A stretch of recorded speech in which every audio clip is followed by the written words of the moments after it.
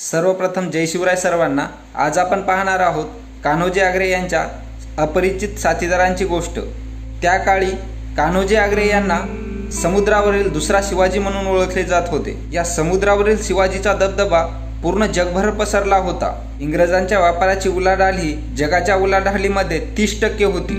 पण या महाबलाढ्य सत्तेला लोटांगण लावणाऱ्या कान्होजी आंग्रे यांच्या साथीदारांची ही गोष्ट कदाचित तुम्हाला माहीत नसावं, पण पायरेट्स ऑफ द कॅरेबियन या चित्रपटात दाखवलेल्या सर्व पात्रांचा आणि मराठ्यांच्या आरमाराचा अगदी जवळचा संबंध आहे। 17व्या शतकाच्या उत्तरार्धात एक इंग्रज अधिकारी प्रायव्हेटियर जहाजावर काम करत होता। ज्या भागात इंग्रजांची सत्ता नाही तिथे तो लुटमार करत असे व आपल्या माणसांचे पगार करत होता। 96 मधील गोष्ट आहे।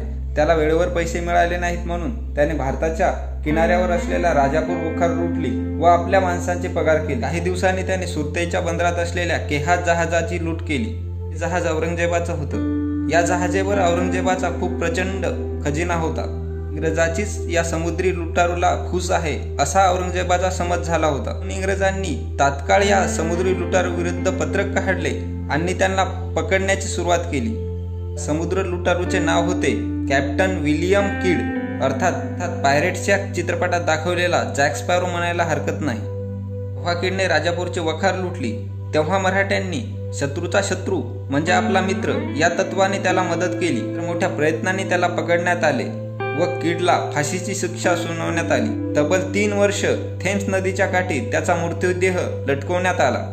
या घटनेने सर्व समुद्री चाचे चिडले। जगातील सर्व समुद्री लुटारूंचे ठराविक भागावर अधिपत्य होते।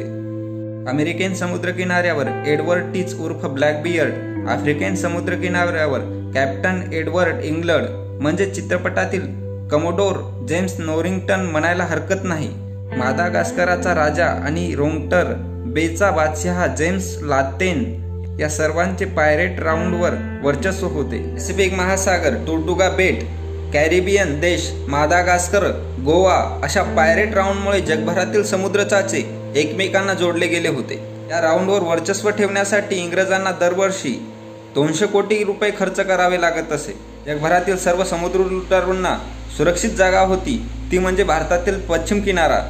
पण या पश्चिम किनाऱ्यावर कान्होजी आंग्रे यांची सत्ता होती। संपूर्ण कोकणपट्टीवर आंग्रे यांचे नियंत्रण होते। मराठा आरमाराची एवढी धास्ती होती की इंग्रजांना भारताची पश्चिम किनारपट्टी कान्होजी आंग्रे यांच्या दस्तकाशिवाय ओलांडता येत नव्हती। कान्होजी आंग्रे इंग्रजांविरुद्ध एकही युद्ध हरले नाही। ईस्ट इंडिया कंपनीला 2 वेळेस गव्हर्नर बदलावा लागला मराठ्याच्या आरमारावर नियंत्रण ठेवण्यासाठी, तरी पण ते शक्य झाले नाही।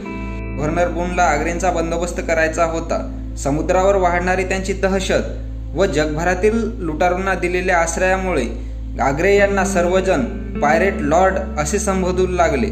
पुणे लढाई करण्यासाठी great and might floating machine या नावाने वर्णन केलेल्या फार्म नावाच्या जहाजाची निर्मिती केली। ही मोहीम त्याने वॉटर ब्राउन कडे सोपवली।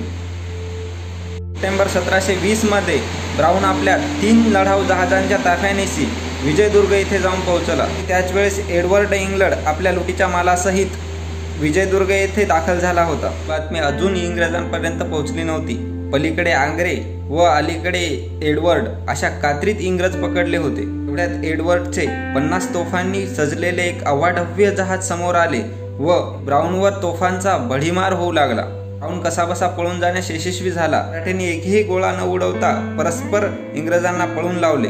मराठा आरमाराला हरवण्यासाठी कित्येक वेळेस प्रयत्न झाले, परंतु कान्होजी आंग्रे व त्यांच्या वारसदारांनी मराठा आरमार हे अजंक ठेवले। पायरेट ऑफ द कॅरेबियनच्या 3ऱ्या भागात एडवर्ड्स अँड मध्ये दाखवलेले पायरेट लॉर्ड म्हणजे श्री संभाजी कान्होजी आंग्रे यांचे पुत्र सरखेल संभाजी आंग्रे।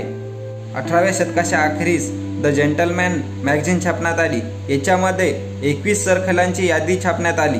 यामध्ये इंग्लंडचे 18, फ्रान्सचे 3 तर मराठा साम्राज्यातील 1 सरखेल होता आणि तो मराठा साम्राज्यातील सरखेल म्हणजे तुळाजी आंग्रे होय। आणि त्यामधील विशेष भाग मध्ये यांचे नाव त्या यादीमध्ये सर्वात वर होते। 13 सागरी किल्ले, 27 जमिनीवर किल्ले, 36 लाखांचा मुलूक एवढा आपल्या महापराक्रमाने स्वराज्याला मिळवून देणारे पायरेट लॉर्ड म्हणजेच कान्होजी आंग्रे, संभाजी आंग्रे व तुळाजी आंग्रे व हीच आपल्या मराठा आरमाराची वैभवशाली कहाणी आहे।